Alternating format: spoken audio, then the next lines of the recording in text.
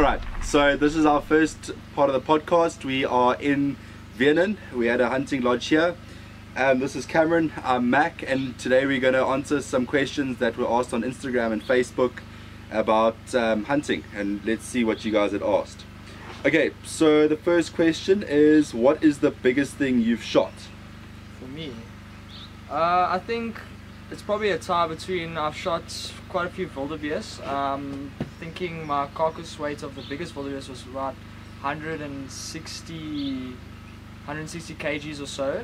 And then the kudu that I shot, it was a 47.5-inch kudu bull, and that carcass weight came out around 160 or so kgs. So not huge animals. I've heard kudus going up to 200 kilograms carcass weight and stuff like that, but we do look for meat instead of the horn length. So cool. So then the next one is quite a big one for me, especially applied to me. How do you start hunting if you have no prior experience or contacts that hunt? So for me, I was lucky. I had Cameron and Vanna that introduced me to hunting and took me on my first trip. So that happened last year. But I think for me, the biggest thing is looking at Instagram pages and seeing where there are hunting farms and chatting to the farm owners. Maybe they have a rifle that they have, or a PH has got, that you can borrow when you go. But I don't know if you've got anything to add. Well, there's lots of groups and stuff on Instagram and a lot of other platforms where you can join, and then you can speak to a bunch of people and they can lead you in the right direction. So we have an environmental group that we go on, and we've been on a few trips to also near here, Vienna Game Reserve. And then from then I've also met a lot of other guys that go hunting, and from then we got this farm and a bunch of other places. So that helped a lot. 100%. Alright, so this is quite a controversial one, but what distance do you zero your rifle at, and what is the best distance to do it for our sort of hunting? That is a controversial question, because lots of people have different opinions on it. So personally, I prefer just setting in my rifle at 100 meters.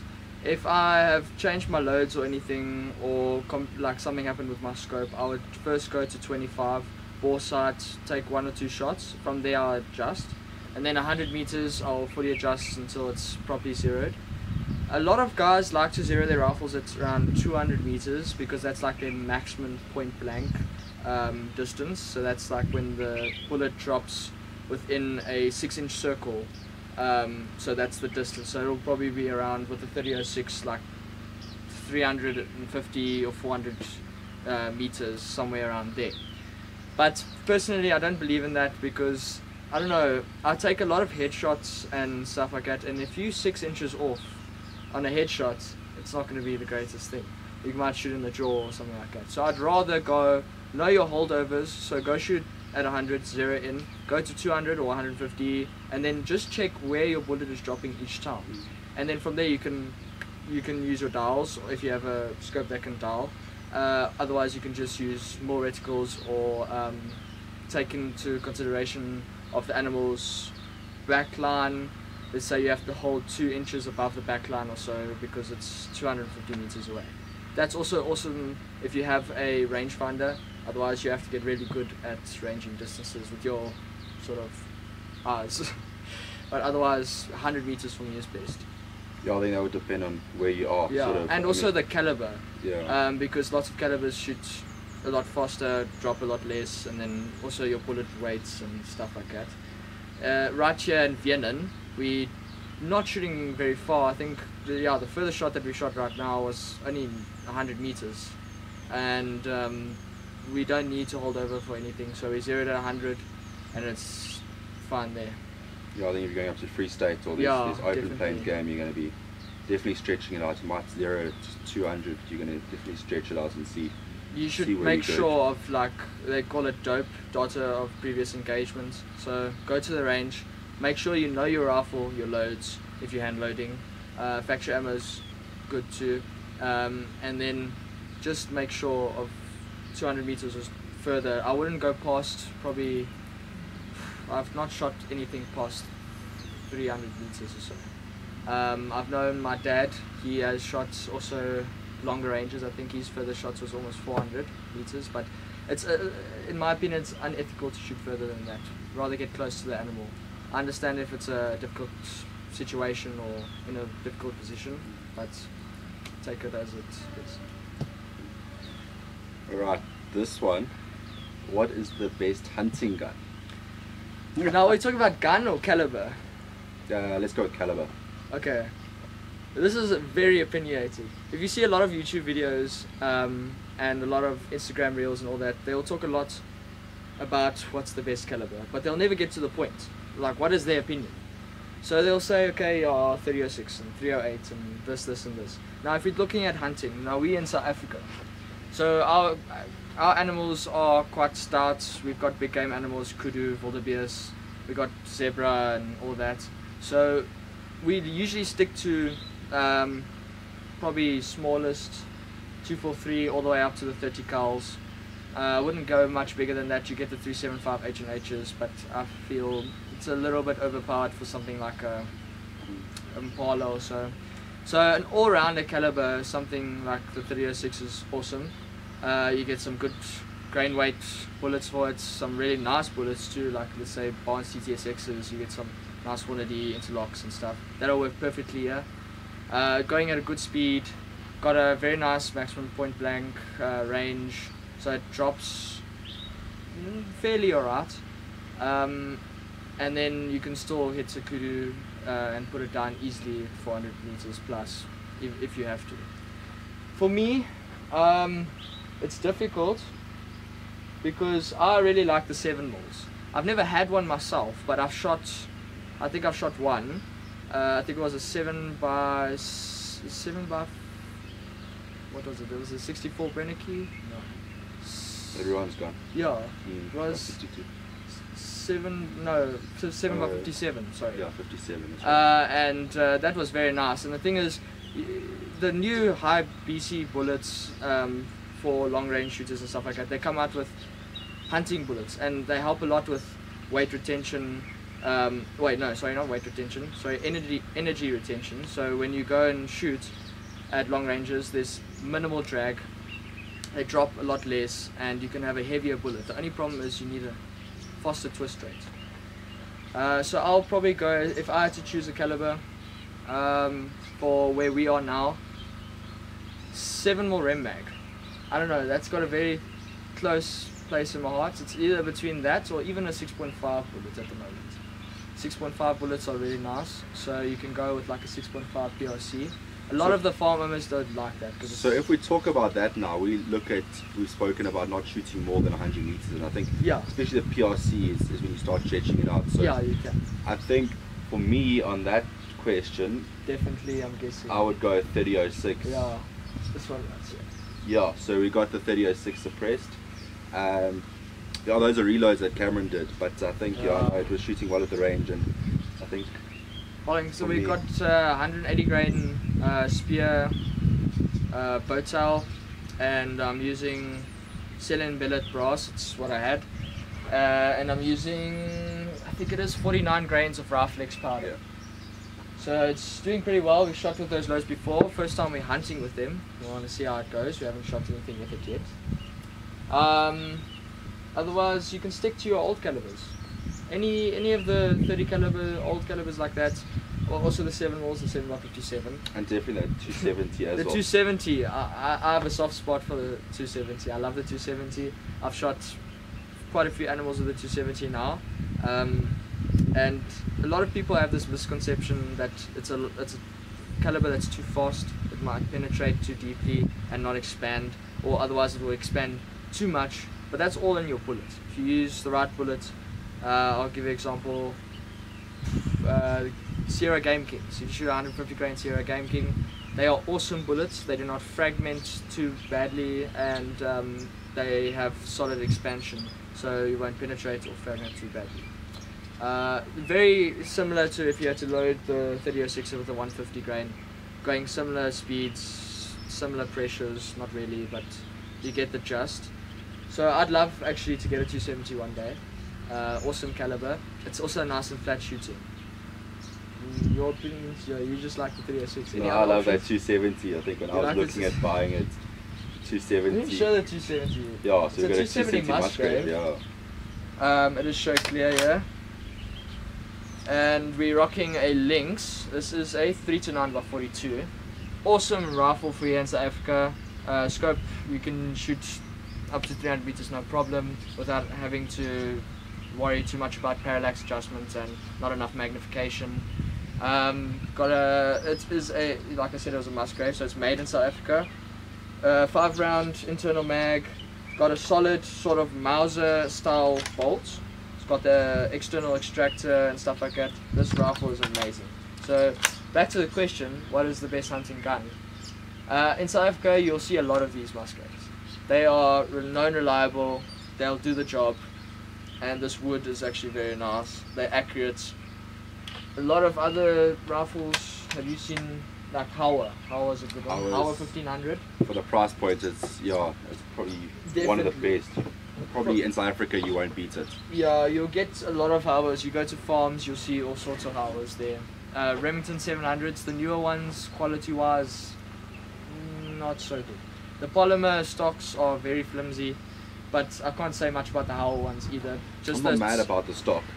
It's that soft touch stuff. The Hogue 1500. The Hogue stock, the soft touch sort of, it's cool, I get it, but what if like you get sand and stuff on it? Because remember, you're going to be hunting, you're going to get dirt and stuff on it. It kind of sticks to it, like rubber does, like a rubbery texture. Otherwise, the whole barrel in action is awesome. Just if you can upgrade the stock by getting, okay, I wouldn't recommend it. You do get wooden stocks. Yeah, for you get the wooden stocks. A friend has got one, yeah. And then you get the bull barrels. That's some chat for another day. What else? I think Winchester Model 70s, a few. proven reliable. Yeah. Definitely. Well, this 306 here is I think it is a FN. Yeah. So this is a very nice rifle actually. Also Mauser type action since it's FN. And it's got sort of a very thick contour barrel. Not a bull barrel as such, but it's quite a thick contour barrel. It is not free floated, so that means the barrel does touch the stock, which kind of worries me, but it still holds very good groups, which is surprising. Some guns like the free float, some guns don't. It's just how it works. It's definitely on the harmonics and the build quality of the rifle. Might vary between different models and stuff like that, but this rifle has been quite reliable and accurate in the past. So even second-hand rifles like this, especially stuff in 308. Oh, we didn't even talk about 308 with the calibre. Intent, we're not much 308. No, I think lovers. 306s. Yeah, it just takes the cake. More, yeah. Otherwise, I've had my old faithful 303. Not a lot of people know about that out of South Africa actually. They do, but they don't hunt with it as much. You go to South Africa and you just see so many of these guys everywhere. Every farm owner has one, it. yeah. Some of them licensed, some of them a little bit sketchy, but we won't speak about that. This is my old number 4 Mark 1, and we've had this rifle for, my dad has bought it in like 20 years ago or so, and he bought it for 2,000 Rand with the safe. So it was a steal. What's that in dollars? 2,000 is like just over $100. Yeah, just over $100 basically. Yeah. And I've had some nice hand loads with this. I've got some Hornady 150 grain interlocks, and got some Federal brass. Does the job. Really nice groupings on it. Still got the good barrel life. It's like a 308 basically. You'll get 10,000 shots through this, no problem. Still accurate. And yeah, I've always had this rifle. Shot it since I was a lighty. Still am a lighty, but yeah. Next question. Alright, where were we now? How much ammo do you take on trips, and how many target shots do you take at the beginning of the trip? I think that would depend, like the more people you have, the more people you want to shoot. That is true. But I think probably at least 3 per rifle. Well, 3 shots when you go out? When we go to the range at the beginning of the hunt. Oh, okay, so I get that, but I would go more on let's say you haven't shot your rifle in a while. I would rather bet on more ammo than less, because let's say you brought 10 rounds to go on a hunt and you thought your rifle sighted in. Now you bump it in the car or something like that, and you go and try sighting your rifle, use 5 rounds, still's not working, use another 2, you got like what, 3 rounds left, 4 shots, and something goes wrong, you never know. So rather pack more ammo than you need it. But usually just a box comes in 20, that'll work. Just load Depends on how much you want to shoot. How much you want to shoot. Okay. Do you always shoot something when you go to the bush? No. No. Definitely not. I think. No. So Yesterday was an example. Well, no, but I mean, I think they mean in terms of actual trips. Oh, to the whole bush. trip. Oh, okay. So I do a lot of educational trips where I give speeches, and then I think just holidays. Don't even think about taking the gun. Just go for fun, spend time with friends and family. It was obviously nice, but we went in December. We didn't shoot anything. We go hunting. We just try to get away from home and the city. I think we escaped the city. Yeah. We just need to chillax for a bit. So that's basically what we say. Yeah. So but there has been hunts. Like my father goes hunting also a lot. So he went on a hunt. I'm not even sure where. It was one of the land claim farms. We have a lot of land claim in South Africa. They're for people that are not in South Africa. And they were looking for kudu and impala and warthog, and they went for 3 days and didn't see anything. Not even an animal. They saw, I think, actually they did see kudu, but something like half a K away, and no one's taking shots like that. What type of hunting do you do? That just rifle. Bow hunting isn't as big in South Africa yet. It's not. No, it is quite prominent, but not as big as rifle hunting. We're more meat hunters. We don't really go for trophies as much. If you see our Instagram and our YouTube, we don't shoot trophy-sized animals, Roland Ward and whatever. We prefer to go for the meat. And no, it's something. Wait, what was the question again? What type of hunting? Oh, would that revert to walk and stalking too? How did they want the question? We'll talk about that just now. Oh, okay. We'll cover it now then. So we rather just stick to rifles and stuff like that. We have the air rifle, but we just use that messing for around, yeah. varmints and stuff, basically. Cool. So then we'll skip a few questions to that. How do you hunt? So in South Africa, there's different laws from different provinces with the legislature. So in South Africa, you're allowed, in KZN, where we are at the moment, KwaZulu-Natal, we're allowed to spot and stalk, which means you go out in a bakkie on the back, you find an animal, whether it's 100, 200, 300 meters away, stop the bakkie, get off, and stalk it. But and you have to be 200 meters from the bakkie when you do take the shot. So it gives the animal a fair chance to get away. Which I agree with. Yeah, so ethics are obviously a big thing in hunting, and if you stick to the ethics, then the greenies are a bit more happy. So, yes. Yeah. But I'm actually pretty sure that it's the same rule like that in the whole of South Africa. The only other place is, I think it is, Free State. Free State, you're allowed to shoot from a bakkie. Yeah, I think there's two. A bakkie is also known as a truck. For viewers that are not South African. Sorry, I forgot to explain that. That we usually do only on culling missions. If we have to get a job done and we have to go and cull, it's best to do it off a bakkie, get as many animals down as possible, or whatever the quota is. Okay, I'll combine these two into one. What type of game? Hold on, there's something biting me. Sorry. Well, flip your. Sorry, we're sitting outside here, so there's still wildlife. What type of game are you allowed to hunt, and how much does that game cost? So I think most game, well, actually all game in South Africa is, I want to say free for all, but you can get permits to shoot. A lot of people don't agree with some of the big game. I know that especially elephants has become quite a controversial topic where definitely overpopulated, and reserves aren't, Alphalozzi is way over carrying capacity. Kruger National Park is thousands over. So it's a massive problem. It's destroying the ecosystem, but that's up to the higher powers to deal with. We can't do anything about that. We got a rifle in our hand. We don't decide the paperwork that goes behind it. And in terms of costs, you can try anything from 800 Rand up No, yeah, For a we've seen springbok? some like really cheap, like guys that go to Free States and stuff like that, and they shoot springbok, Springbok, yeah. and they shoot for like 800, 900 bucks. I've never seen that person. I've never gone there. I usually we stick with KZN game. We don't really see springbok and stuff like that. We stick with our impala and yala and kudu and all that stuff.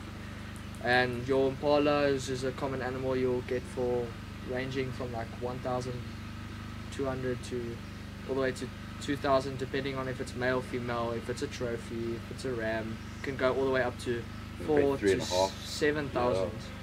You can get some rams. Some trophies are crazy. And then of course, like your bigger game, of course, will be quite a bit more. Your kudu,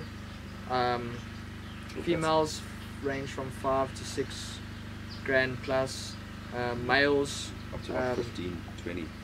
Like they put the horn lengths there, so 45 inches and under will be like 12 grand or something like that. I can't remember what's on the price list. Sure, no. Yeah, and then stuff that's any of the animals that are any of the kudu that are bigger than that, you'll be paying. You can be paying 20,000 easy, no problem. Okay, going back, if you could have any gun, what would it be? I don't know. I just bought myself a 3006. Any rifle. Let's go back to any rifle. Okay, no wait. Explain your 3006 first. Alright, so let's talk about the licensing process in South Africa. It's quite a rigmarole. It's a problem. So you have to go to a gun shop, go and get your books. You have to pay money, do your proficiency training. You go home, do your open book tests, go in, write a closed book exam. Then you have to shoot. I think it's at least 20 or 40 rounds per type. Practical. So I did mine a few months ago. Was pistol, revolver, Shotgun. was one. Other one, shotgun, self-loading, which is semi-automatic. Yeah, like obviously fully automatic, so illegal, but well, to normal citizens. Yes. And then a manually loaded, which is what we're working with here, is the bolt action. So you get that piece of paper once you've passed. You go to the police station, apply for your competency. That takes 3-4 months. Yeah, I'd say 3 months. Then you go to the gun shop. Okay, cool, I got my competency. I want to buy that gun, pay for it. Go back to the police station with the serial number. Wait another 2, 3, 4 months. Sometimes plus. I know someone that's been waiting 9 months, 10 months now, and they haven't even heard back. That's how it works. So, yeah, in South Africa the laws are very different to the Americas. So it's very different to Europe too. You haven't gotten the 306 yet? Yeah, so it's sitting in the safe at the gun shop, but Yeah. it is sitting there.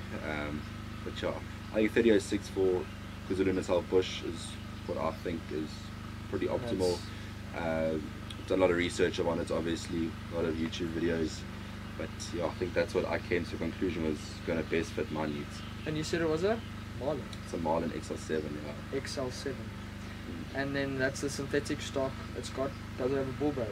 It has a bull barrel. It has a bull yeah, barrel. it has a bull barrel. It's not free floated. And it came Bushman suppressor. It was a Bushman. I don't know what model. Yeah. And then it's shooting 180s and 168s pretty evenly. Those are Hornadies. Yeah. One of the SSTs. Yes. And then not self loads, no. No hand loads. No hand loads, but they are shooting very nicely. So yeah, I'm happy with that. Pretty happy with my choice. Came out at the right time, so. For me, I saw this one rifle at the gun store the other day. Unfortunately, it's been sold. It was a Tika T3X. No, it wasn't T3X. It was the Super Vault, and it was the older model, so it didn't have the fluting in the bolt. But it still looked amazing. It was synthetic stock, but it had an adjustable cheek piece. 25-06 Remington. I've never really been associated with that caliber. Never tried it. Never really researched it. But after I saw actually how really good it is and what I was planning to do with it, it's a really nice caliber. It's a little bit old. I get it. 25 caliber bullets are hard to get, especially if you're reloading and buying just normal factory ammo. But that one was a very nice rifle. I think it was a stainless steel barrel and everything too. Unfortunately, couldn't get it. Okay, so the last two are quite more emotionally orientated. How do you feel when you shoot an animal? For me, I don't feel it's a lot of people think, oh, you just killed an animal, it's like murder and whatever. A lot of the greenies, we don't speak of that. For me, I do it sort of as something I enjoy, as in the whole bush part of it and getting outside, and then the whole shooting the animal side is sort of the side quest part of it. It's a job because I'm doing it for getting meat and stuff like that. As I said, we don't do it for trophy. So I see it as nature's nature. Things happen. Let's say if a lion had to be here or any other predator, it's going to do the same. And we are slower and more painful. Yeah, exactly. It's even slower and more painful.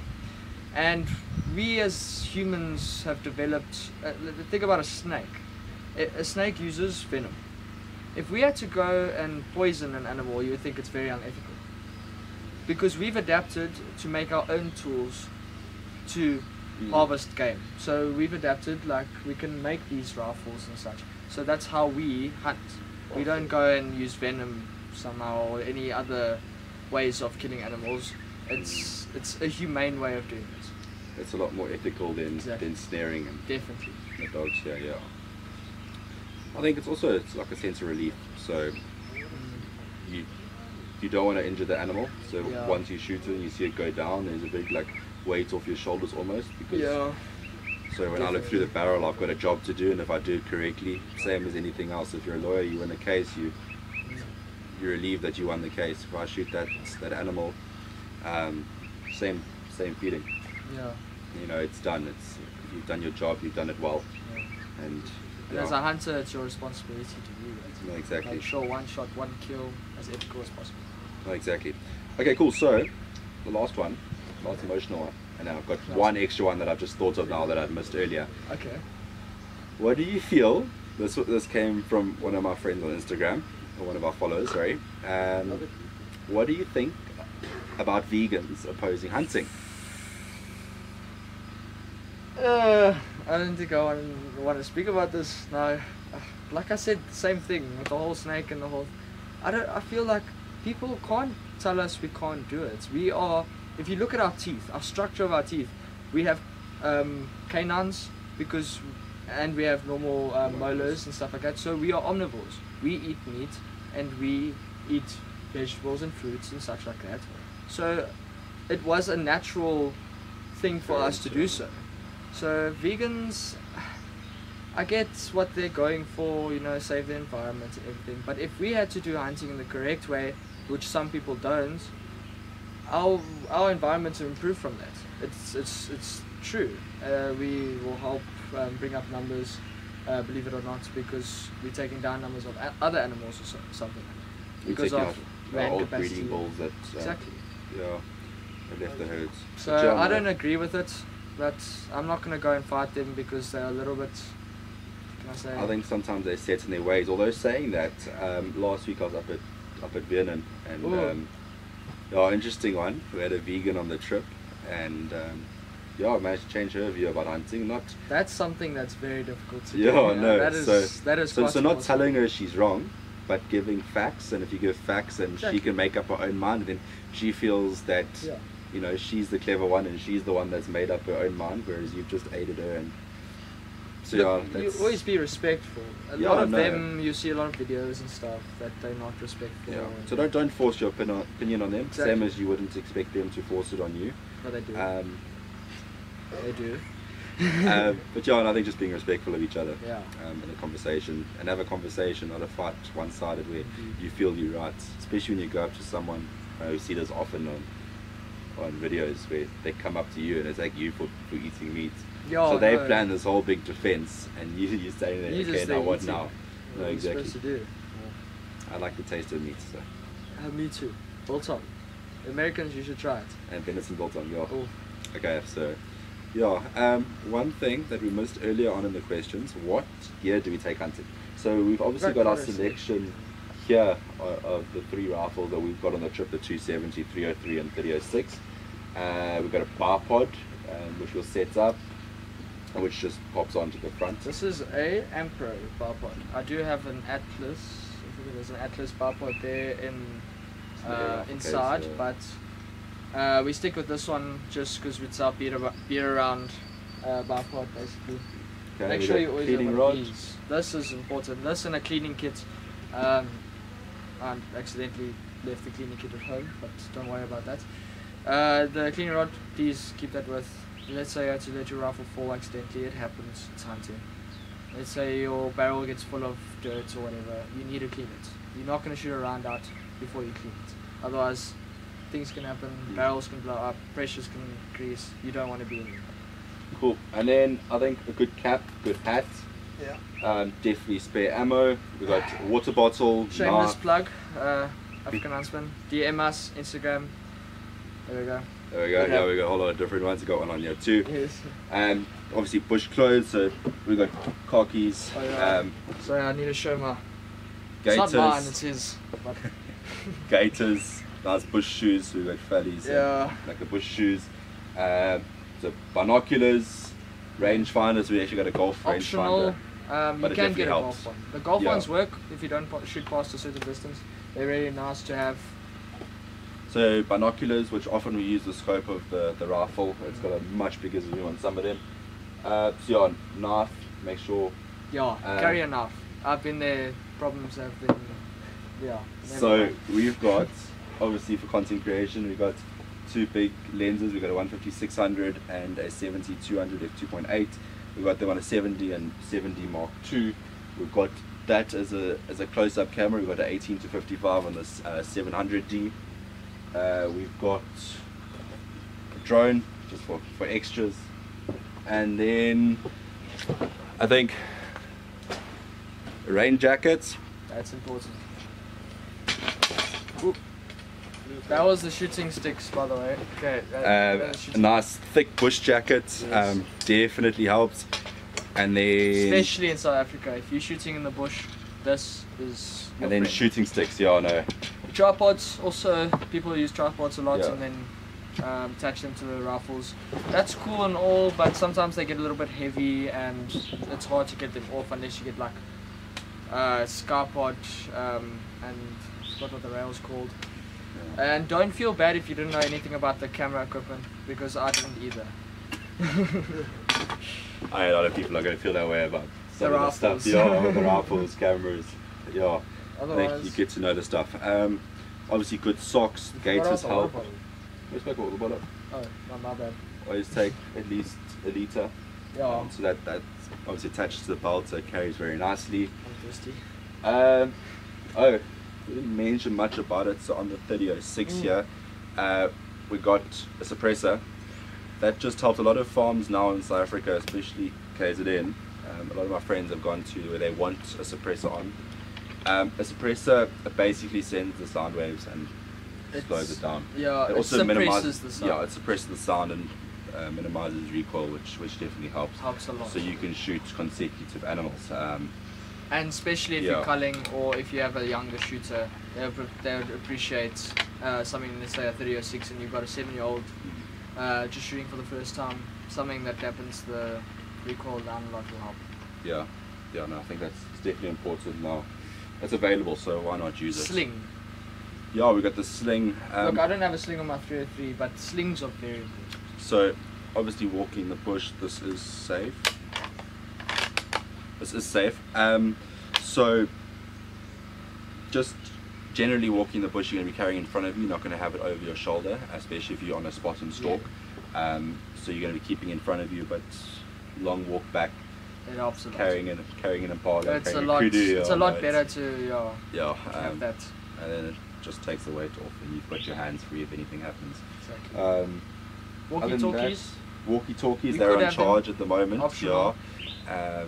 That's just in case we drop Two-way someone in radio. the bush. Yeah. So that's Two-way radio. Yeah. Walkie-talkie, two-way radio. same thing. So yeah, I think that's About wraps it up. about it. Yeah. Pretty happy with that. That's it. Okay, cool. So if you guys have any more questions, let us know. We'll definitely do another one of these. Might not be in the bush, but we'll definitely get it done. Yeah, it'd be awesome to live here, but Yeah. The one go day, head one back day. to the city. Yeah, one day. It's the plan. But yeah, That concludes our Yeah, I think so. podcast episode 1.